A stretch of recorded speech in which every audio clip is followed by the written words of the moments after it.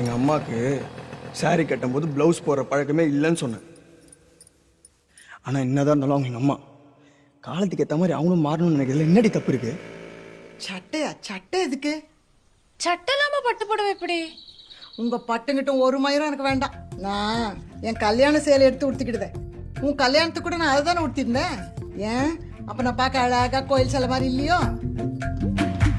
செந்தி பூவா மண்டி போனா குண்டி போட்டு அண்டனா மறைச்ச கண்ணா அம்மணி வெறச்சி நிப்பா குண்டி பார்த்து கண்டி சாலி வண்டி ஏத்தி மங்கம்மா மெரட்டி கொத்தா மங்கம்மா துரத்தி வைப்பா.